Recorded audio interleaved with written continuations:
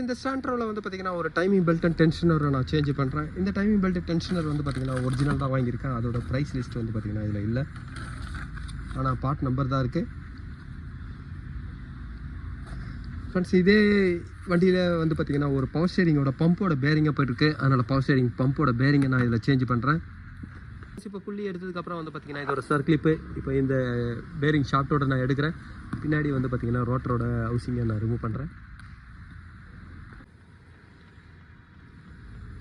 Friends, இந்த ஷாஃப்ட்டை வந்து பார்த்தீங்கன்னா நீங்கள் டேரெக்டாக ஆமரில் இதெல்லாம் நீங்கள் அடிச்சிங்கன்னா ஷாஃப்ட்டு உள்ளே உங்களுக்கு பல்ஜ் ஆயிடுச்சுனாவே உள்ள பேரிங்கோட ரொட்டேஷன் வராது, டைட் ஆகிடும்.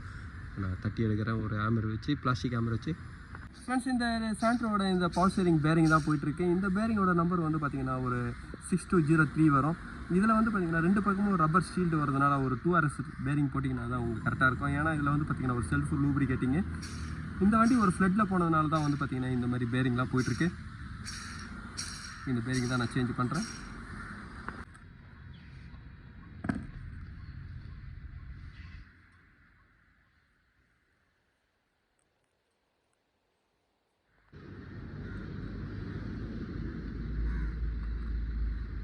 இந்த சாண்ட்ரோட டைமிங் பெல்ட் பேரிங் பாருங்கள், இதுவும் நாய்ஸ் வந்திருக்கும். இந்த பேரிங்கை நான் பெல்ட்டையும் ஃபிட் பண்ணுறேன்.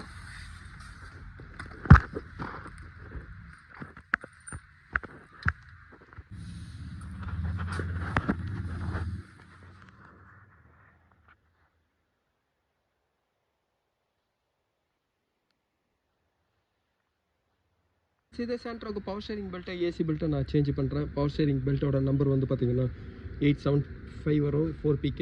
இது வந்து பார்த்தீங்கன்னா ஒரு ஆல்டர்னேட்டரோட பெல்ட்டு 770.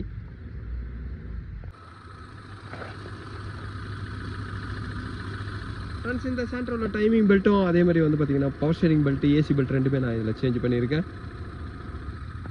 அதே மாதிரி பவர் ஸ்டேரிங்கோட ஹைட்ராலிக் ப்ரெஷர் பம்போட பேரிங்கை வந்து பார்த்தீங்கன்னா இதில் சேஞ்ச் பண்ணியிருக்கேன்.